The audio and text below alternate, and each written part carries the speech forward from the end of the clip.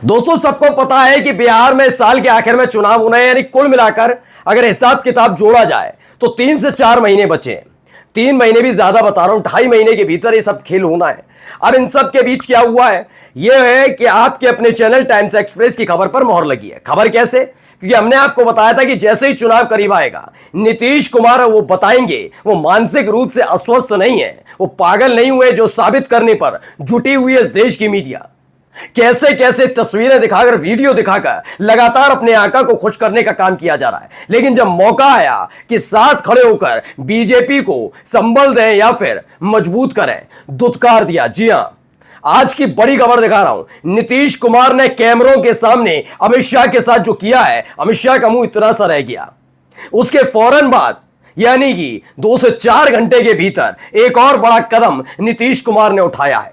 आज कई खबरें आपको दिखाने जा रहा हूं। जिन अपने साथियों को डोमिनेट करने की कोशिश की जा रही थी कि तुम हो तो हम हैं, ये मत सोचना, हम हैं तो तुम हैं, तुम हो, ये वाली क्लियर एजेंडा सेट किया जा रहा था। अब 240 सीटें आने के बाद उनके साथी कह रहे हैं हम हैं तभी तुम हो। और अब देखिए जो किया है, 2 बड़े कदम नीतीश कुमार के जो बीजेपी को अंदर तक बेचैन कर गए। नमस्कार, मैं हूं प्रज्वल गौतम और आप देख रहे हैं टाइम्स एक्सप्रेस।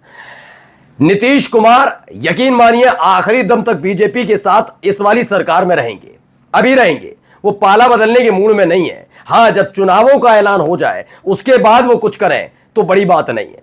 क्योंकि इसीलिए कि पहली जो वीडियो में आज आपको दिखाऊंगा उसे देखते ही समझ जाइए कि नीतीश कुमार के लिए अफवाह फैलाने वाले बड़े खुश होते थे कि ज्यादा जरूरत नहीं है, नीतीश कुमार को अस्वस्थ करार दिया जाएगा, मानसिक रूप से थोड़े कमजोर हो गए ये बता दिया जाएगा और इसी के साथ हम बिहार की जनता को इस समझाने में पूरी तरह से कामयाब हो जाएंगे कि देखो एनडीए की सरकार बन रही है, आपको नीतीश कुमार जैसा मुख्यमंत्री चाहिए जो अपना काम ढंग से नहीं कर पाते, मंच पे क्या करते हैं, अटखेलियां करते हैं, हरकतें करते हैं, जब राष्ट्रगान होता है तो हिलते हैं, डुलते हैं, मजाक करते हैं, या फिर आपको एक संवेदनशील सम्राट चौधरी जैसा मुख्यमंत्री चाहिए। वैसे तो सम्राट चौधरी का जिक्र मैं फालतू कर रहा हूं, उनको तो बिहार की जनता तक नहीं पूछती। 2% लोग नहीं चाहते सम्राट चौधरी मुख्यमंत्री बने। ये मैं नहीं कह रहा, ओपिनियन पोल दिखाया था। अब देखिए सम्राट चौधरी के मुंह बोले आका, उनके साथ नीतीश कुमार ने ऐसा किया कि सम्राट चौधरी भी देखते रह गए कि क्या किया जाए।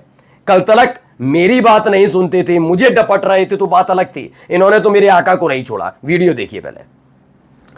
तो ये पूरा कार्यक्रम एक चल रहा था, कार्यक्रम अच्छा खासा चल रहा था। अचानक से क्या हुआ कि तभी नीतीश कुमार खड़े हो गए। अमित शाह को इंतजार था कि शायद कोई दिक्कत हुई हो। देखिए पहले ये बैठते हैं, अमित शाह बैठाते हैं इनको, बैठाने के बाद अमित शाह के कहने पर ये बैठते हैं थोड़ी देर और फिर उठकर खड़े हो जाते। बैठते ज्यादा देर नहीं है। अमित शाह बड़े असहज स्थिति में रहते हैं। नीतीश कुमार बिल्कुल वही 2014 वाली स्टाइल में लौट आए। याद है गोधरा कांड, जैसे ही पता लगा था कि एनडीए का चेहरा नरेंद्र मोदी साहब बनने वाले हैं, कुछ ऐसी ही तस्वीरें आ रही थी। खुलकर नीतीश कुमार ने कहा था कि मैं बीजेपी के साथ जब तक नरेंद्र मोदी के नेतृत्व में है मैं नहीं रहूंगा, और कुछ ऐसी स्थिति है। ऐसा नहीं है कि उस कांड में सिर्फ नरेंद्र मोदी साहब पर आरोप लगे थे, जो बराबर में जो बैठे हैं वो भी हैं।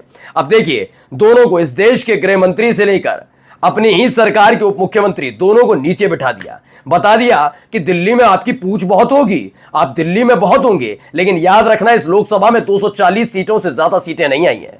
जिस दिन मेरे वाले 12 हटे ना, हाफने लग जाओगे। ये गृह मंत्रालय का टैग लेकर जो बड़ी बड़ी बातें करते हो ना, इसी के आगे पूर्व गृह मंत्री लग जाएगा।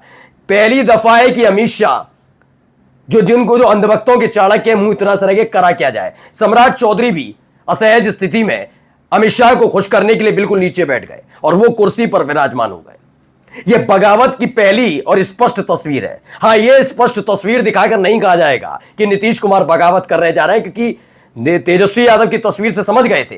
ये तस्वीरें बताती हैं कि गृह मंत्री अमित शाह के सामने जानबूझकर नीतीश कुमार ऊंची कुर्सी पर बैठे हैं। अच्छा, आप कहेंगे नरेंद्र मोदी आते तो उनके तो हाथ पकड़ते हैं, कभी पैर छूते। तो सोचिए 17 सितंबर को 75 साल के होने जा रहे हैं नरेंद्र मोदी साहब, यानी वो तो मुख्यमंत्री और प्रधानमंत्री नहीं रहने वाले। अब ऐसे में मुख्यमंत्री अमित शाह के पसंद का नहीं होगा, ये तय कर दिया उन्होंने। बता दिया कि आज भी ये बिहार है और बिहार में सिर्फ नीतीश कुमार की बहार है और किसी की नहीं, ये क्लियर किया गया। देखिए तेजस्वी यादव ने भी लिखा क्या हालात बना दिए, बस मुख्यमंत्री जी के क्रियाकलाप व भंगिमा को देखते जाइए और अनुमान लगाइए बिहार को कौन लोग चला रहे हैं। देखिए हालत क्या है। अमित शाह भी बड़े असहज स्थिति में, परेशान स्थिति में। अब वो कह रहे हैं जल्दी से पूजा खत्म और यहां से निकलो, ज्यादा फोटो ये जितने मीडिया वाले ना ले लें, क्योंकि मीडिया तो वही छापेगी जो हम कहेंगे, लेकिन जो बाकी के लोग हैं वो इन तस्वीरों का जो गहन चिंतन होना चाहिए वो करेंगे भी, और नीतीश कुमार जो करने जा रहे हैं वो बताएंगे भी। चलिए, ये कदम होता तो आप बहुत तरीके की बातें कह सकते हैं, पैर में दर्द था, वो बैठ नहीं पा रहे थे, ये तमाम चीजें यही कहोगे ना। चलिए अगली खबर देख लीजिए। निशांत कुमार, जी हां, सीएम नीतीश के बेटे निशांत कुमार की राजनीति में एंट्री हो गई है। पटना में लोगों से संवाद कर रहे हैं। अब बताइए, पटना में लोगों से संवाद कर रहे हैं, उससे बीजेपी बेचैन नजर आ रही थी, क्योंकि बार बार ये कहते हैं ना नरेंद्र मोदी के बाद कौन, तो अमित शाह पतवार लेकर खड़े थे, इसीलिए योगी आदित्यनाथ से भिड़ंत हुई। लेकिन यही सवाल बिहार में था, नीतीश कुमार नहीं तो कौन, और निशांत कुमार को कतई आगे आने के लिए नहीं देना चाहती थी। आप याद करिए, बीच में सुबुगाहट चली थी कि निशांत कुमार को आना चाहिए। जनता दल यूनाइटेड के खासकर नीतीश कुमार के करीबियों ने कहा था अगर पार्टी को बचाना है तो निशांत को राजनीति में लाना होगा, क्योंकि इनकी पार्टी खत्म हो जाएगी। उन्होंने सरकार नहीं कहा था, हमेशा सबने कहा कि अगर आपको बचाना है जनता दल यूनाइटेड को तो आपको निशांत कुमार को आगे बढ़ाना होगा। लेकिन हुआ क्या, नहीं लाए। तब इसका आरजेडी ने, कांग्रेस पार्टी ने, यानी तेजस्वी यादव से लेकर राहुल गांधी सबने स्वागत किया था कि आना चाहिए, युवा पीढ़ी को आगे आना चाहिए। लेकिन बीजेपी ने कतई नहीं कहा कि निशांत कुमार को राजनीति में आना चाहिए, जो पिता की विरासत है उसे संभालना चाहिए। ये तमाम चीजें उन्होंने नहीं दी। किसने कहा?